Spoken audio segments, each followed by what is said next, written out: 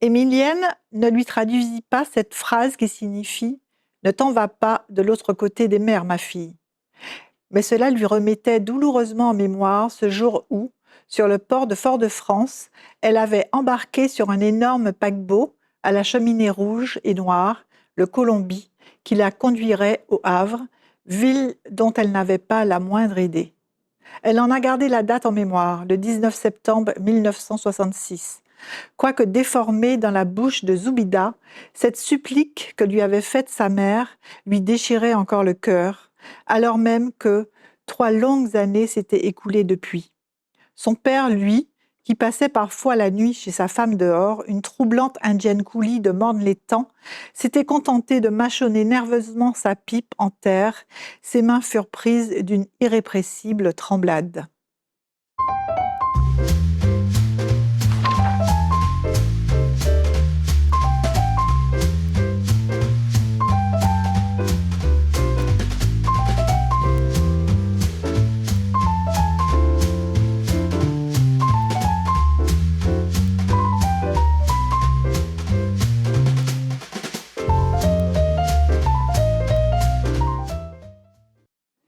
Bonjour à toutes, bonjour à tous, bienvenue dans notre émission Au gré des pages.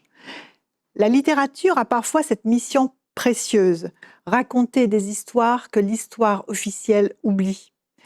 Celle des vies discrètes, des destins fragiles, des trajectoires humaines prises dans les grands mouvements du monde.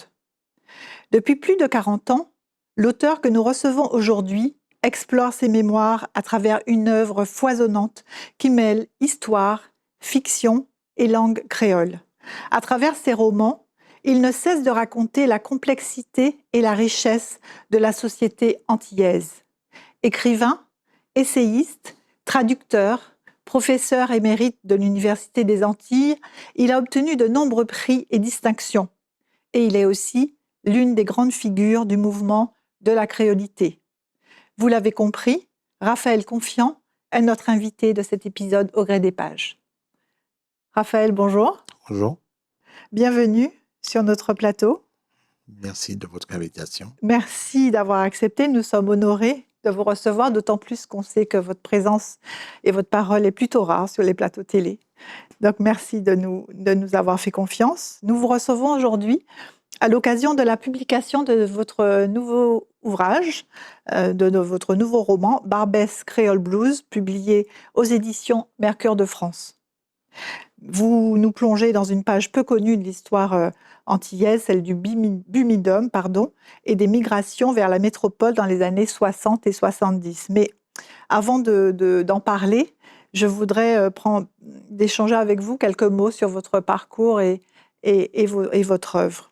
Alors, tout d'abord, vous êtes originaire de la commune du Lorrain, une commune dans le nord de la Martinique. Vous avez grandi et vécu à la campagne avant de venir à Fort-de-France pour suivre vos études. Vous avez passé votre bac au lycée Schellcher. Et puis, vous vous êtes envolé pour l'Hexagone, où vous avez suivi un cursus à Sciences Po Aix, avant de vous consacrer à des études littéraires, mais surtout linguistiques, puisque vous avez un DEA de linguistique, un doctorat de langue et culture régionale, et on sait comment le maniement de la langue est important dans votre œuvre. Alors, votre œuvre compte aujourd'hui plus de 80 livres, romans, essais, récits, et depuis votre premier grand succès, Le Nègre et l'Amiral en 1988, pour lequel d'ailleurs vous étiez nominé au prix Goncourt, vous publiez avec une régularité impressionnante. On parle souvent de vous comme un écrivain prolifique. Alors, j'ai envie de vous demander d'abord d'où vous vient cette envie et ce besoin d'écrire, alors qu'en fait, au départ, vous n'imaginiez pas être écrivain.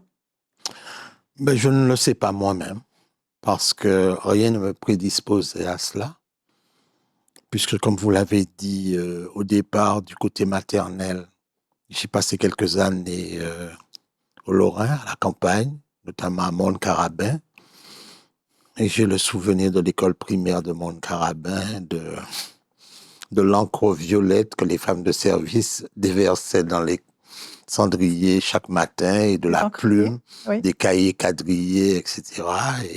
Et du premier tableau d'honneur que j'ai eu, que je conserve précieusement. C'est le seul diplôme que je conserve précieusement, avec l'écriture calligraphiée de l'époque, avec les pleins et les déliés de la directrice de l'école. Ça vous fascinait déjà, l'écriture, quand Oui, même, oui, un peu? absolument. Mais alors, la littérature n'est venue que tardivement, du point de vue de l'écriture elle-même. De la lecture, non. J'ai toujours été un grand lecteur. D'ailleurs, quand des jeunes me demandent qu'est-ce qu'il faut pour être écrivain, je dis, mais commencez par lire, quoi. Oui. Beaucoup, et puis après, vous verrez. Donc, quand j'étais adolescent, j'ai beaucoup lu, mais c'était la littérature française, évidemment, parce que ça, c'est les années 60. Dans les librairies de Fort-de-France, il n'y avait pas de rayon anti, évidemment.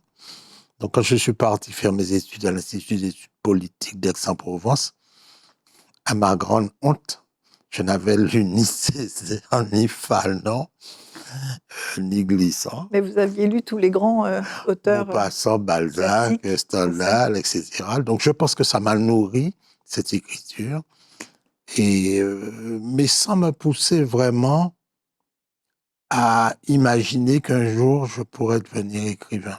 C'était pas du tout ma préoccupation, parce que je faisais Sciences Po, section Relations internationales. Donc, ce qui m'intéressait, c'était la diplomatie, c'était les relations internationales. Et c'est quand je me suis intéressé à la langue créole que, bizarrement, cette envie d'écrire est venue. Mhm. Elle s'est accompagnée donc de cette envie de lecture qui avait toujours été là. Parce que j'ai commencé à écrire en créole à une époque, à la fin des années 70, où, à part Gilbert Gracian et Marie-Thérèse Longfou, Mhm. dont les livres étaient peu diffusés, je ne les avais jamais vus d'ailleurs. J'avais vaguement entendu parler de Fab Compésie, CAC, de Gilbert Gracian, mais j'avais jamais eu l'ouvrage entre les mains. Donc, la première phrase en créole que j'ai écrite m'a paru très bizarre, parce que je n'avais jamais vu cette langue écrite. Écrite, oui. Mhm. Il faut que les gens comprennent ça. Quand vous écrivez en français ou en anglais, vous avez déjà vu du français ou de l'anglais écrit. Et moi, quand j'ai écrit ma première phrase en créole, j'ai trouvé ça absolument bizarre, parce que je n'avais jamais vu cette langue écrite. Et donc, mes 5 premiers livres, à compte d'auteur, parce qu'aucun éditeur n'était assez fou Pour vous éditer. pour éditer une langue, publier une langue pour laquelle on savait très bien qu'il n'y avait pas de lecteur. Là, je parle de 1978, 79, 80, 81, il n'y avait pas de lecteur. Donc, je me suis acharné quand même. Et au bout d'un moment, bon, je me suis senti, comment dirais-je, limité, non pas par la langue elle-même, qui est magnifique, qui est très belle, mais par le lectorat. Mhm. Parce que les gens qui me disaient, ils étaient très, très, très peu nombreux. Or, quand vous écrivez, c'est quand même pour que être les gens lu. vous lisent. C'est Oui. pas... Donc là, je suis passé au français à ce moment-là, Mhm. mais pas n'importe quel français. C'est-à-dire un français retravaillé par le créole. Et heureusement que j'étais passé par le créole, parce que ça m'a empêché d'écrire un français classique. C'est ça. Ça m'a amené à écrire un Oui, français une langue habité par le créole. qui vous caractérise. Alors c'est vrai que ce besoin d'écrire, ou en tout cas ce goût de l'écriture, est arrivé en écrivant vos premiers romans en créole, presque par hasard quelque part, et aussi après votre premier ouvrage, Eau de café, qui a failli disparaître en fait. Ben oui, parce que je me disais que si je publiais ce livre en français, je trahirais la langue créole. Mm. C'était la grande époque de la militance pro-créole, et je craignais que Et les vous gens craignez de disent, le publier. on me dit, enfin, l'éditeur avait accepté de le publier, ce qui est un miracle, hein, parce que Ouais. moi je connaissais aucun éditeur, en particulier, donc j'étais d'ailleurs étonné qu'il ait accepté de le publier. Et le soir de l'envoi du manuscrit, j'ai décidé de le brûler. Et, et bon, je ne dirai pas dans quelles circonstances, mais il a été Il sauvé a été sauvé, in extremis, absolument. Et il a été retapé et envoyé, mais ça a tenu à un C'est fil. ça, c'est pour ça que je dis qu'il a failli disparaître. Ah ben oui, oui, Moi oui, qui oui, suis au courant de absolument, l'histoire. absolument. Mais donc, ce roman, et en fait, c'est cet éditeur qui vous a proposé en fait d'écrire ce fameux livre qui vous a lancé, Le Nègre et l'Amiral.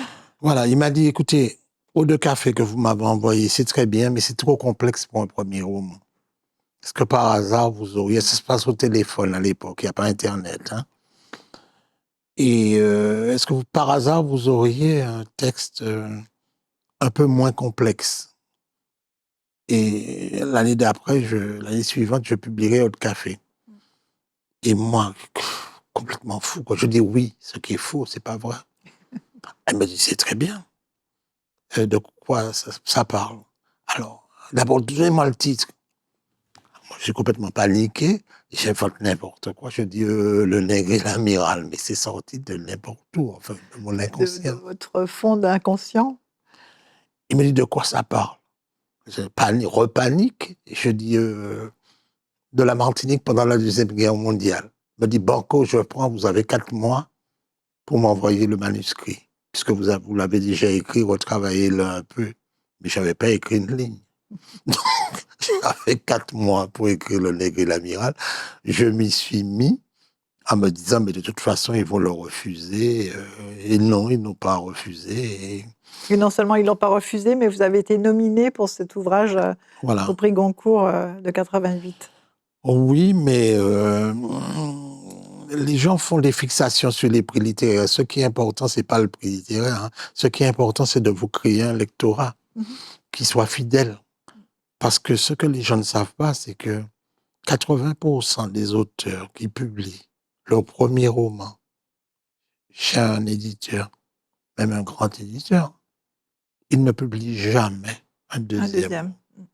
Pourquoi? Parce que il y a une telle surproduction d'ouvrages qu'il est très difficile de se faire une place. Et que quand vous publiez un premier roman, c'est une bouteille à la mer, quoi. Mhm. Euh, Si par miracle, le livre est remarqué, il y a quelques articles, vous êtes invité dans les médias, etc., ben, vous pouvez aspirer à un deuxième ou un troisième roman. Mais ça, 80% des auteurs n'y parviennent pas. Mhm. Mhm. Donc, Parce- ma génération a eu de la chance, je dirais, quand on me pose la ouais. question, je pense qu'on a eu une chance, ma génération, que n'a pas la génération actuelle. Je comprends la situation des jeunes écrivains actuels, martiniquais et guadeloupéens, parce que c'est très difficile pour eux. Leur talent n'est pas en cause, Mhm. mais les conditions sont devenues encore plus difficiles qu'à mon époque. Par rapport au lectorat et au fait d'acheter des livres, en fait, et de les lire. Ben, déjà qu'on lit moins qu'à l'époque, et puis Internet occupe l'essentiel des activités des gens qui sont censés être des lecteurs. Mm. Puis on est habitué à des lectures courtes, Oui, des lectures rapides sur les réseaux. rapides et courtes, Mm. surtout.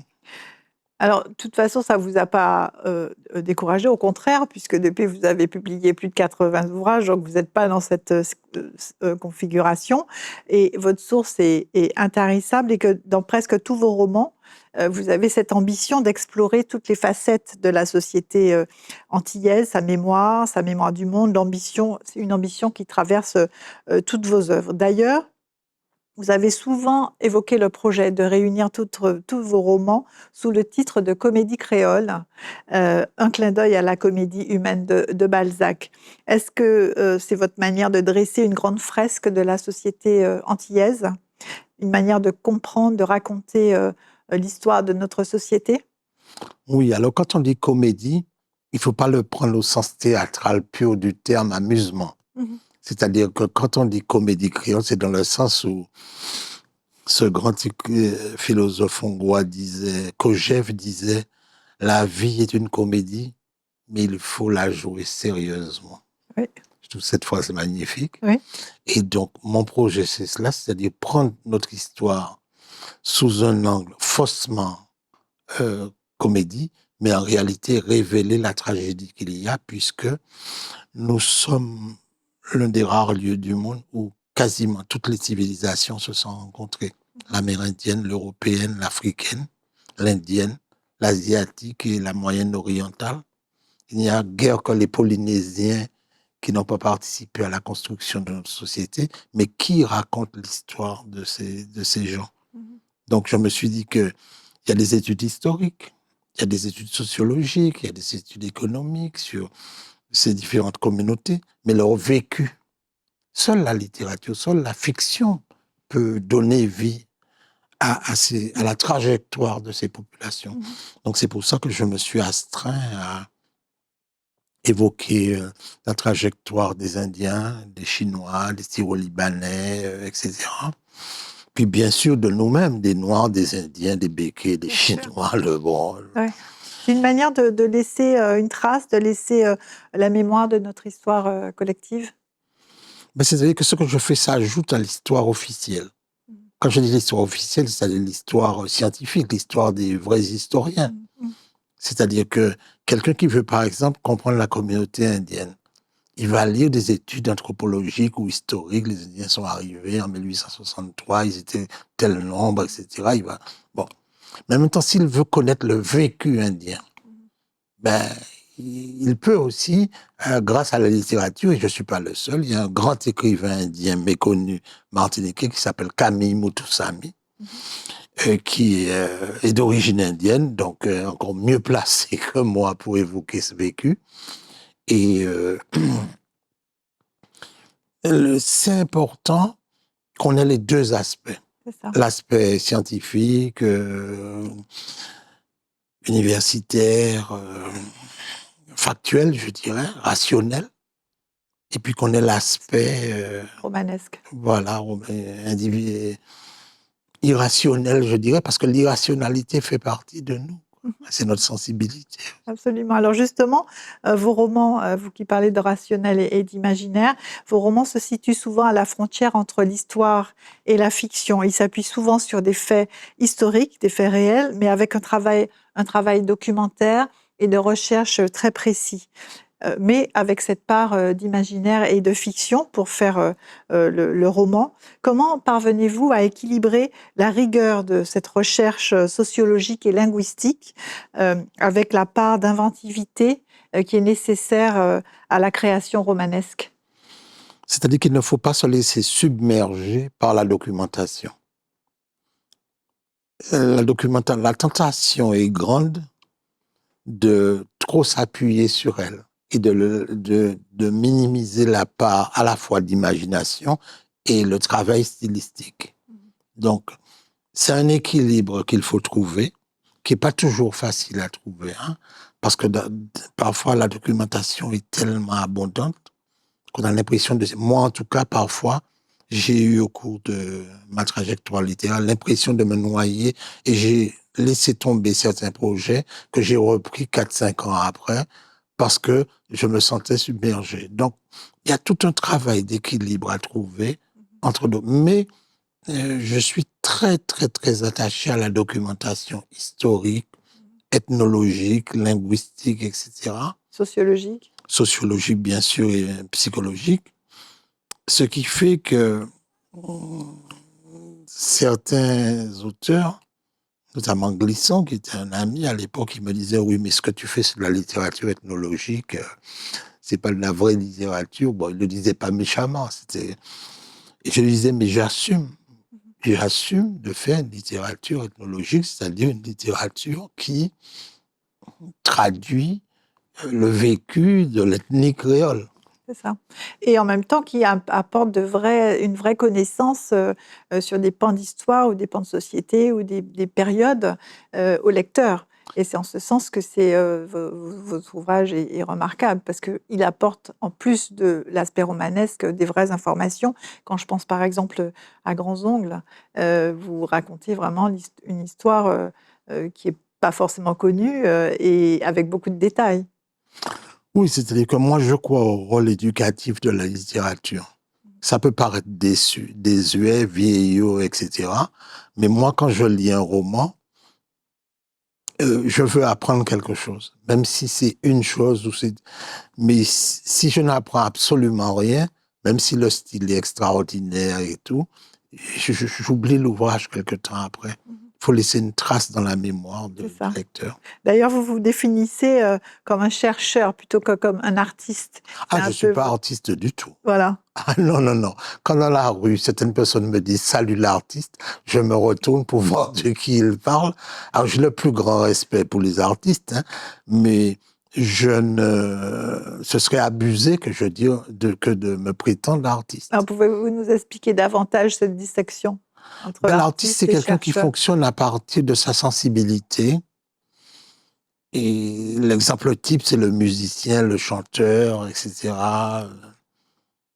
Alors que l'écrivain, en tout cas, l'espèce d'écrivain que je suis, parce qu'il y a des écrivains artistes, évidemment, et c'est plutôt quelqu'un qui est proche des universitaires, des linguistes, des ethnologues, des sociologues. Ça ne veut pas dire qu'il n'a pas de sensibilité, qu'il n'est pas sensible au Oui, style, tout à fait. mais il est plus sensible au travail universitaire. Alors, j'ai fait des dictionnaires de créole, j'ai fait des dictionnaires de titime, des dictionnaires de proverbes, etc. J'ai enseigné la littérature créole à l'université. Donc, je comprends bien qu'il y a des écrivains artistes, mais je n'aurai pas l'audace, Mhm. l'outrecuidance, je dirais, plutôt, de dire que je fais partie des écrivains artistes. Vous êtes plutôt un écrivain-chercheur, comme vous vous définissez Voilà. vous-même. Alors, dans votre dernier ouvrage, Barbès Creole Blues, vous racontez un pan de l'histoire de la société antillaise, qui est l'histoire du Bumidum, ce dispositif qui encourageait dans les années 1960 et 1970 les migrations vers la métropole. Alors, c'est quelque chose que vous connaissiez forcément. Pourquoi maintenant et pourquoi c'était important pour vous d'insister sur cette période? Eh bien, je me suis à un certain moment rendu compte que je parle de la société antillaise, locale, enfin insulaire, mais que nous avons d'autres mémoires qui nous appartiennent, mais qui ne sont pas de l'île. Les 20 000 Martiniquais qui sont partis construire le canal de Panama, leur mémoire fait partie de notre histoire, pour moi. Oui. Les milliers de réfugiés de l'explosion de la montagne Pelée qui sont partis en Guyane et qui ont construit le village de Montjoly, Rébillon-Montjoly, ils font partie aussi de notre... Et donc les Antillais de France font partie aussi de notre mémoire. C'est ce que vous appelez les mémoires éclatées. Voilà, nous avons des mémoires éclatées. Et donc, au bout d'un moment, je me suis rendu compte qu'à part François Zéga, qui a vécu à Marseille et qui a écrit quelques textes magnifiques sur son expérience du Midom, qui avait pratiquement pas d'ouvrage de fiction. Il y a un nombre considérable d'études sociologiques. Et vous dédiez votre démographiques. ouvrage à Alain Ancelin, qui est un anthropologue, un égyptologue antillais, qui a écrit sur ce thème, l'émigration antillaise en France, la troisième île.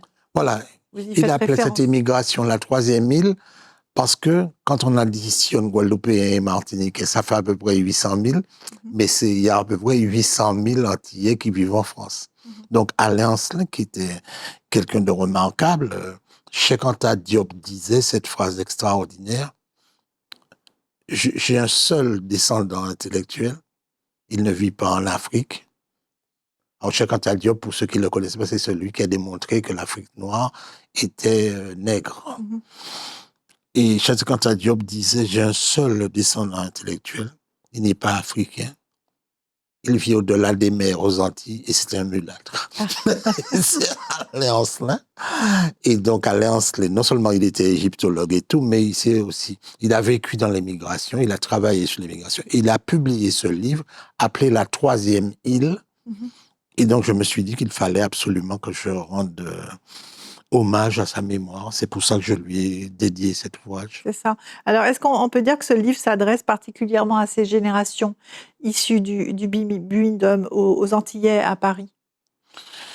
Ou en métropole, d'ailleurs? Je ne sais pas parce que je ne suis pas sûr que la littérature soit quelque chose de très important pour cette communauté qui a quand même beaucoup souffert au départ pour s'intégrer. Bien sûr, elle avait quelques avantages par rapport aux Africains et aux Arabes, parce qu'elle avait la nationalité française, elle parlait français, elle était chrétienne. Si on compare avec les Africains qui savent baragouiner, moi je me rappelle que dans les années 70, quand je suis arrivé, Africains et Maghrébins, ils baragouinaient le français, faisaient la queue devant les préfectures pour attendre en plein hiver pour plutôt chercher leur carte de séjour. C'est des choses que... Et puis ils faisaient les travaux les plus difficiles, alors que l'Antillais était souvent dans la petite fonction publique. Donc, la communauté antillaise de France, sa condition immigrée est quand même a toujours été moins grave que celle des Africains et des Arabes. Alors le paradoxe, c'est qu'aujourd'hui, qu'est-ce qui a été fait de cet avantage? Je ne sais pas, parce que quand je vois Rachida Dati, marocaine, Bakayoko, qui vient d'être élu maire de Saint-Denis, africain, je ne vois aucun descendant de ce négro politique qui soit... parce que tous les ministres qu'on a eus, c'est des gens nés aux Antilles. Hein. Lurel, Michou-Chevry, Taubira ou en Guyane, enfin bon. Et cette communauté, alors, pour répondre à votre question, je ne sais pas quel accueil sera fait. Peut-être que il y a des choses qu'on a voulu cacher et que je révèle. Que vous révélez? Ben oui, parce que moi, quand je suis arrivé en 70 en France, il n'y avait pas d'université aux Antilles, donc nous étions obligés d'aller faire nos études dans l'Hexagone. J'ai été choqué en arrivant à Paris. Des amis qui m'ont accueilli, qui étaient là depuis plus longtemps, ils m'ont emmené visiter la ville, et à Barbès, j'étais stupéfait de voir des prostituées antillaises. Mais ça, on n'en parlait pas en Martinique. Alors justement, est-ce que dans votre livre, Paris apparaît à la fois comme une promesse, mais aussi comme une désillusion? Est-ce que c'est un roman sur la confrontation entre ces deux mondes, ces deux imaginaires, ou plutôt ces deux réalités? Oui, c'est-à-dire que la grande masse des immigrés antillais a réussi quand même à s'en sortir. Parce que ils sont policiers, ils sont infirmiers, ils sont douaniers, ils sont etc. Donc, ils arrivent quand même à s'en sortir. Mais il y a cette souffrance de l'absence du pays. Et il y a le rêve du retour au pays. C'était une forme d'exil organisé? Oui, c'est l'effondrement de l'industrie sucrière, comme on sait, qui a provoqué cela. Parce que il fallait trouver du travail pour tous ces gens descendus des campagnes. Et le gouvernement français n'a trouvé rien de mieux à faire que de se dire, bon, moi j'ai besoin de bras. Il fallait reconstruire la France de l'après-guerre. Et ils ont fait venir des Africains, des Maghrébins, mais aussi des Antillais. Et bon, les Antillais ont contribué à la reconstruction de la France, comme toutes les autres communautés.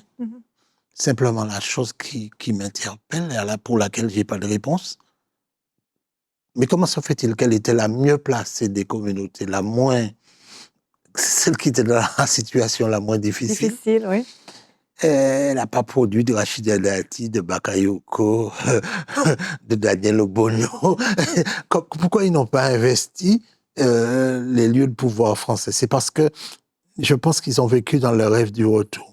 C'est-à-dire que l'Antillais qui est là, il se dit, bon, je suis arrivé, je vais travailler, et puis à un moment donné, je vais être muté au pays où je pourrai rentrer. Mais c'est un rêve fallacieux. C'est-à-dire que 80% des Antillais qui sont arrivés là-bas, une fois qu'ils sont mariés, qu'ils ont des enfants, que les enfants sont scolarisés, etc., ils doivent rembourser un appartement, comment peuvent-ils rentrer? Ils ne peuvent pas rentrer. Et vous avez aussi une sorte d'inquiétude sur la pérennité d'une identité antillaise face aux dynamiques d'intégration et de métissage aussi. Oui, c'est-à-dire que comme les barrières sont moindres, pour un Maghrébin ou un Africain, déjà il y a la barrière de la religion. Pas toujours facile d'épouser un Français. Bon, la famille n'est pas toujours d'accord parce qu'ils ne sont pas musulmans, tout ça. Donc il y a une espèce il y a la différence de langue aussi qui est très prononcée. Mais pour l'Antille, la chose est facile. C'est-à-dire qu'au bout d'une ou deux générations, par métissage, et comme notre communauté est peu nombreuse, 800 000, hein, je rappelle que les Arabes sont 3 millions et les Africains 1,5 million, peut-être même plus. Nous, on est quoi, 800 000. Donc, à terme, Notre communauté peut disparaître. ah si, elle peut disparaître. Parce que je signais un jour dans une librairie du quartier latin, il y a quelques années. Et quand vous dédicacez un ouvrage, il y a une file devant vous, et puis les gens donnent Oui. leur nom. Et je demande à chacun son nom. Et il y a un monsieur, bon, quarantaine d'années, non, trentaine d'années, et qui me dit, je m'appelle Confiant, Robert, je sais pas. Je regarde, je dis, mais c'est une plaisanterie. Et il me dit, pas du tout. Mon grand-père n'est pas venu par le Buidom. Il est venu en 1905 en France. Il s'est marié à une Française. Les enfants se sont mariés à des Français. Et ça a donné moi aujourd'hui. Mais il était blond aux yeux bleus. Et je me suis dit, bon, voilà le processus qui menace, entre guillemets, Oui. les Antillais qui vivent en France. Mm. Parce que il n'y a pas une conscience communautaire, me semble-t-il, aussi puissante que chez les Africains, les Arabes ou les Asiatiques. Tout à fait, et de soutien mutuel. Voilà. Alors, votre histoire se passe, enfin, en tout cas, l'histoire de Creole Blues se passe à Barbès, un quartier de Paris. Pourquoi avoir choisi Barbès comme lieu central du roman? Est-ce que c'est un quartier qui symbolise la rencontre entre plusieurs mondes ou qui représente quelque chose pour l'histoire justement de cette diaspora? Ben, Barbès fait partie des différents quartiers comme la Goutte d'Or, etc., où diverses communautés étrangères ont été amenées à cohabiter. Il n'y a pas que les Antillais, hein. Mhm. Il y a bien sûr les Africains, les Maghrébins, mais aussi des gens d'Europe de l'Est, des Espagnols, des Portugais, parce que il y a eu une très forte immigration espagnole et portugaise en France dans les années 60, hein, italienne aussi. Hein. Et donc, alors le roman ne se passe pas uniquement à Barbès, même si c'est le Oui, titre, parce qu'il y a toute une partie qui traite des étudiants tout à fait. antillais qui, eux, fréquentent le quartier latin. Latin, absolument. Qui fréquentent le jardin du Luxembourg, le Boul'Mich, le boulevard, etc. Donc, c'est deux mondes totalement. C'est deux mondes différents, mais qui se rencontrent. Ils se rencontrent, mais il y a un monde qui est privilégié, celui des étudiants. Et puis, il y a un monde qui, je dirais, doit se battre chaque jour pour exister, celui des bumidomiens, entre guillemets. Et entre les deux, il n'y a pas toujours une relation étroite. Hein. C'est ça. Et c'est par hasard que le héros de mon roman, ben, il est amené à rencontrer cette jeune dame. Alors, pour nos téléspectateurs, sans dévoiler le contenu du livre, parce qu'ils vont tous l'acheter pour le lire, Émilienne, donc vos deux personnages principaux, Émilienne qui est une jeune Martiniquaise qui est arrivée en métropole, donc avec le Bubidom, avec l'espoir de faire une profession en étant infirmière, mais elle a son destin qui bascule après moult péripéties. Et puis le deuxième personnage, Boris, qui est un jeune étudiant qui fait des études de philosophie à la Sorbonne, issu de la petite bourgeoisie, et qui se retrouve par hasard dans les rues de Barbès et qui tombe sur cette Émilienne. Et donc, vous faites rencontrer deux univers sociaux qui sont éloignés, que rien ne pouvait prédire de rencontrer. Pourquoi avoir choisi de les faire rencontrer? Et est-ce que c'est un clin d'œil à notre société qui est segmentée et qui ne se rencontre pas forcément facilement? Ben, c'est pas vraiment un clin d'œil à la société antillaise, parce que nous vivons dans un petit microcosme où nous sommes obligés de nous fréquenter de toute façon. Mais quand vous êtes dans un grand pays, vous pouvez facilement éviter de rencontrer vos compatriotes. Hein. Dans Paris, si vous voulez vivre, vous êtes antillais, vous voulez ne pas fréquenter les Antillais, c'est absolument facile. Donc ce Boris, c'est par pur hasard qu'il rencontre cette jeune dame, cette jeune femme, qui malheureusement a été mise sur le trottoir par un proxénète antillais, parce qu'il y en avait à l'époque, et qui essaie de s'en sortir. Et il lit une relation avec elle, et elle lui dit, mais écoute, tu vas écrire mon histoire. C'est ça.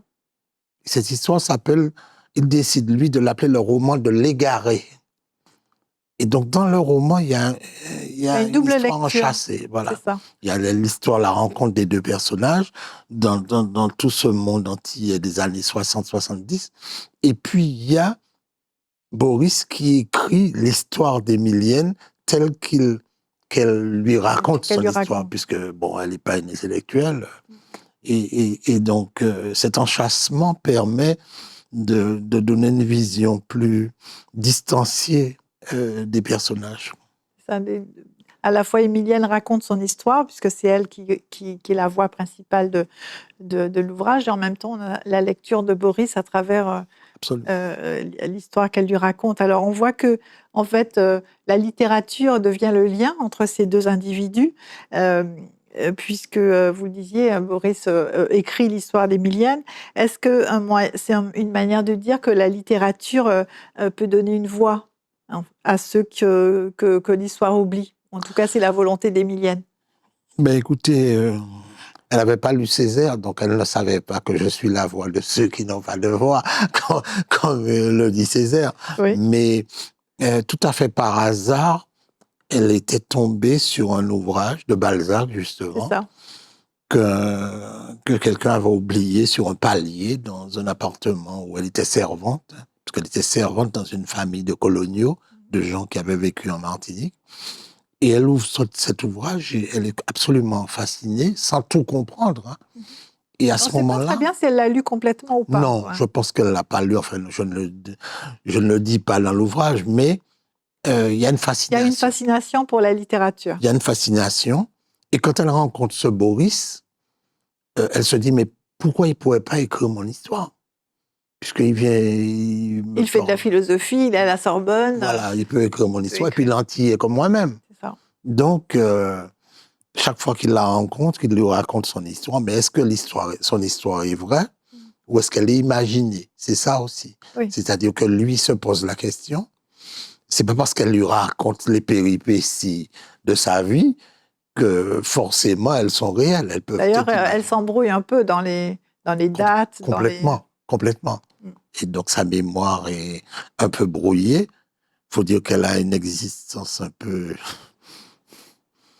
bon, chaotique, hein, pour ne pas dire plus, et que puis elle souffre aussi, hein, beaucoup, parce que Alors, c'est... il y a une sorte de mystère quand même autour d'elle, parce qu'elle a cet ouvrage de Balzac qui la suit, hein, dans toutes ses péripéties, euh, qui est d'ailleurs une histoire d'amour intense, platonique et impossible.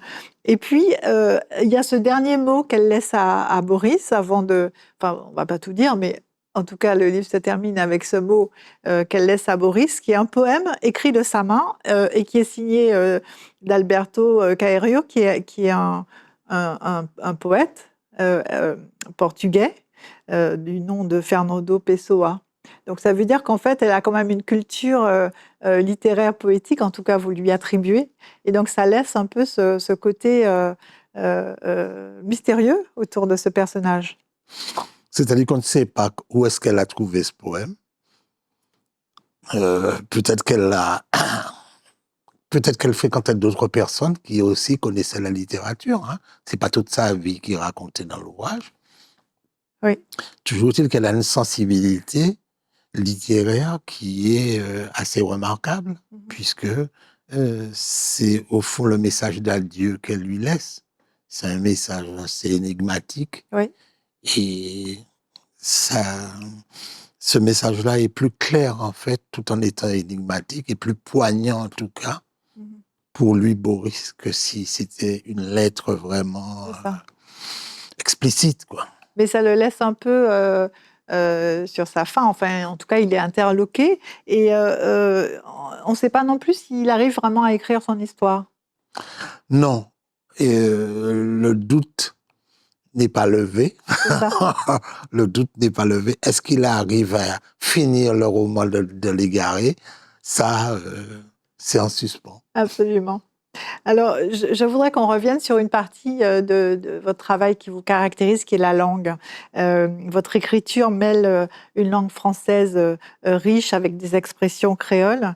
Euh, Elle mêle aussi à la fois une forme de musicalité dans la construction des phrases et le choix des mots, la rigueur d'une écriture précise et ciselée.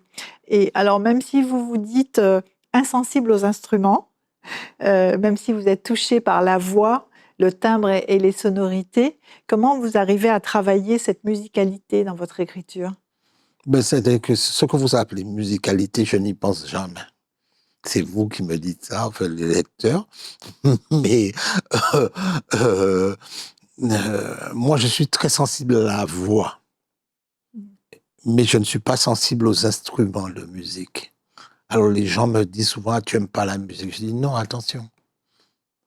La voix d'un chanteur de ballet, la voix d'une chanteuse de fado, la voix du muezzin qui appelle à la prière, la voix des chants polyphoniques corses, ça me bouleverse.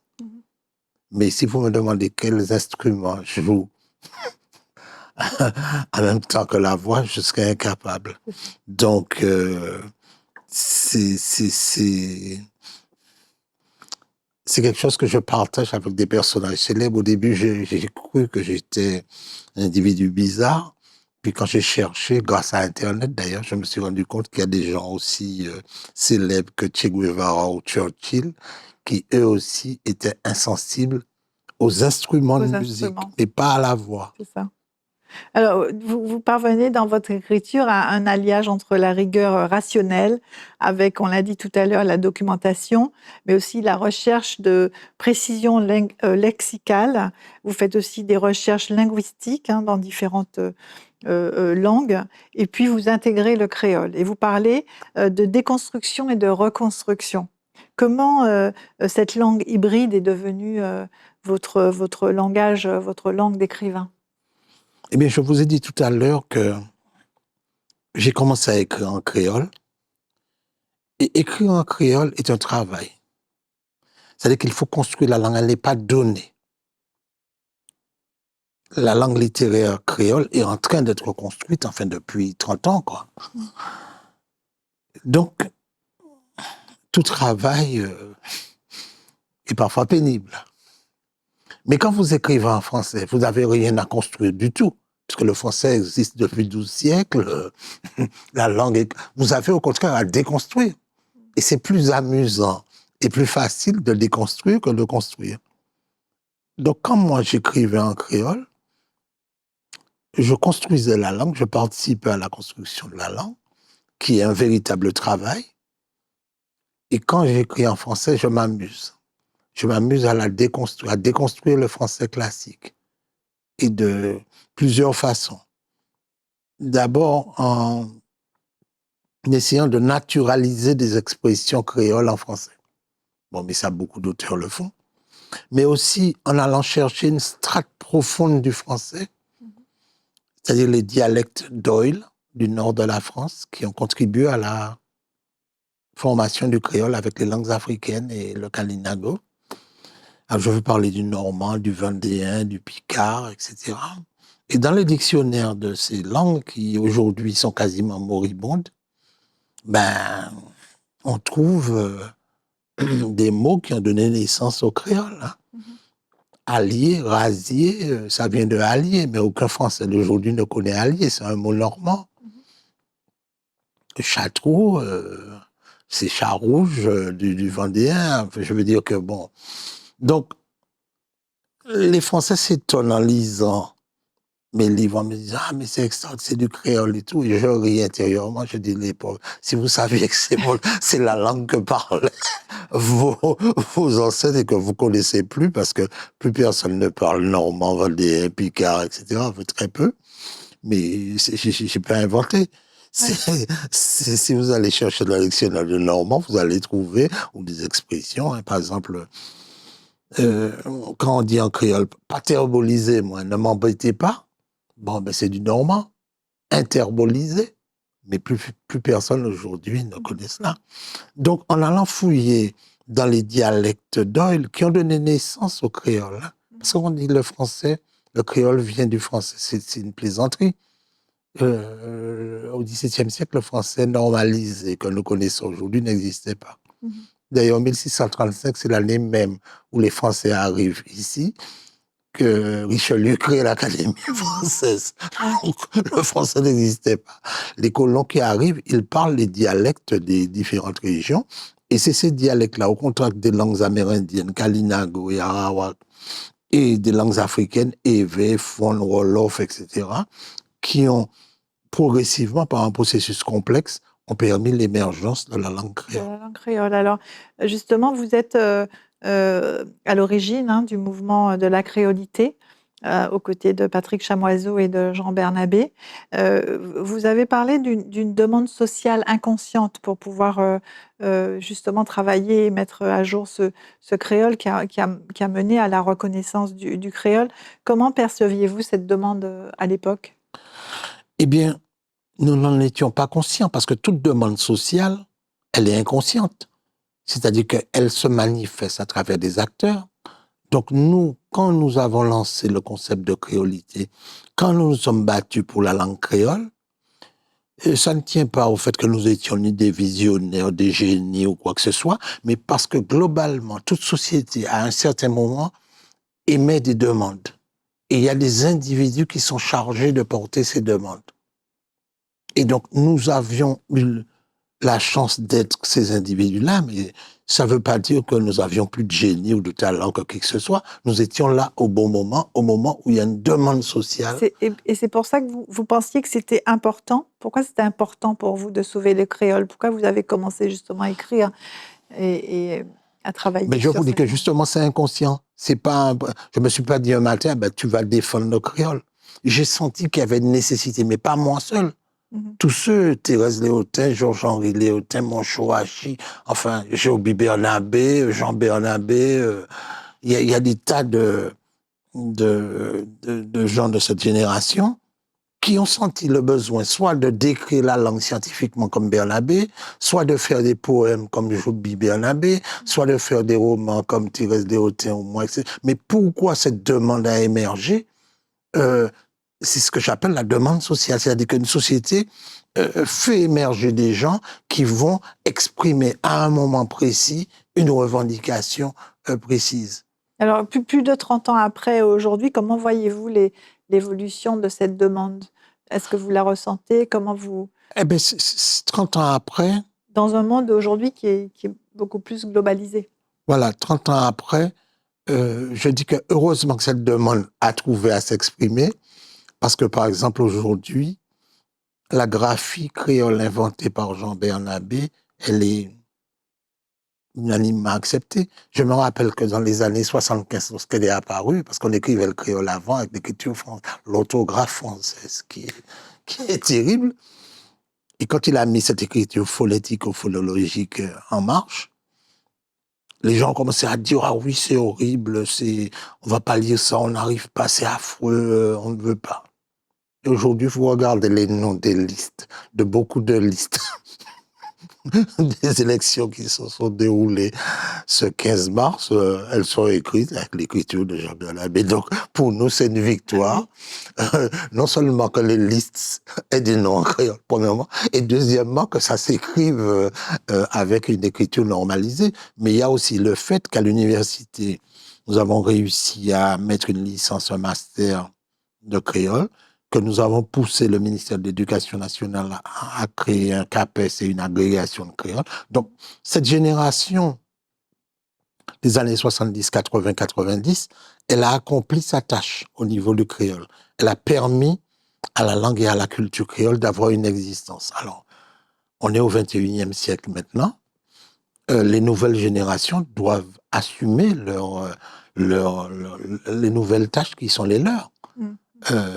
Moi, j'estime qu'au niveau du créole, nous avons fait le maximum que nous... Ça ne veut pas dire que la langue est sauvée, hein, mais nous avons fait le maximum de ce que nous pouvions faire. Alors, est-ce qu'il y a d'autres manières de faire par la vidéo, par l'Internet, par l'intelligence artificielle? Oui, mais ça, c'est pas mon monde, ça. C'est celui d'après. Ah ben, je suis pas dans l'intelligence artificielle, je suis pas... J'admire ces choses, je trouve ça formidable, mais c'est les nouvelles générations qui doivent assumer ça. Et peut-être que c'est utile, effectivement, pour la culture et antillaise. Alors, notre émission arrive presque à sa fin, mais lors d'un entretien préparatoire, vous me confiez que l'écriture est pour vous non pas un acte pour changer le monde, mais un acte de résistance contre une bêtise générale. Selon vous, quels sont les aspects de cette bêtise qui vous préoccupent le plus et comment la littérature permet d'y résister? Alors, je ne crois pas à la force de la littérature pour lutter contre l'ignominie du monde. La littérature va révolutionner. Elle peut changer les consciences. La négritude a changé les consciences. Nous avions honte de notre part africaine. Bon, le combat pour le créole a changé les choses. Nous avions honte de la part créole de nous-mêmes et de la langue créole. Donc la littérature peut, dans certains domaines, modifier la réalité. Mais la réalité ne peut être modifiée que par le combat politique, syndical et désormais écologique. Ce qu'on appelle le combat culturel, pour moi, est un combat qui vient après. Parce que un livre ne peut... Comment voulez-vous que des poèmes changent 80 000 morts à Gaza? C'est impossible, ça. C'est impossible. Donc, je ne crois pas du tout au rôle messianique. Je sais que certains de mes confrères disaient ça, hein, faire croire qu'il y a un rôle messianique de la littérature et qu'elle peut changer la réalité. Non, non, non, pas du tout. Mais elle est importante parce que, et là j'en viens à votre question, oui, il y a une bêtise généralisée, mais qui n'est pas une bêtise au sens banal du terme. Ça peut venir de quelqu'un qui est diplômé et et quelqu'un qui ne l'est pas du tout, n'est pas bête. Enfin, je veux dire que bon.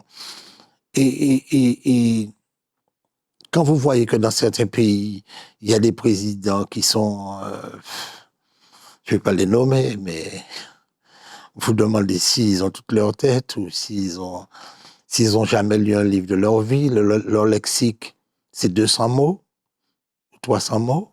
Bon. Et pourtant, ils sont présidents de grands pays. Bon. Je me dis que peut-être que la littérature peut endiguer ce flot de bêtises. Je dis peut, mais je n'en suis pas sûr du tout. Peut amener à réfléchir. Oui, mais en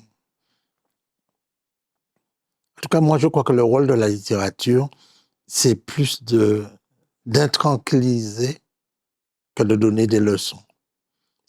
Moi, quand je lis un livre, si je suis intranquillisé, c'est-à-dire qu'après avoir lu le livre, il y a des idées qui me restent, il y a des questions qui me continuent à vivre dans mon esprit, c'est que ce livre-là m'a touché à quelque chose. Donc, c'est ce que, à travers mes livres, j'essaie de faire, c'est-à-dire intranquilliser le lecteur. Très bien, c'est une très belle conclusion. Raphaël Confiant, merci. C'est moi qui vous remercie. Merci beaucoup pour cet échange. Merci d'avoir été avec nous. À travers vos romans, vous continuez donc à raconter la mémoire, les contradictions et la richesse du monde créole, à nous intranquilliser et qui nous permettra de continuer à grandir. Merci beaucoup. Je rappelle le titre de votre livre, Barbès Creole Blues, publié aux éditions Mercure de France, un roman qui nous plonge dans l'histoire du Bumidum, des migrations vers la métropole et plein d'autres choses. Un roman où se croisent des destins de deux vies que tout oppose, mais que la littérature va réunir.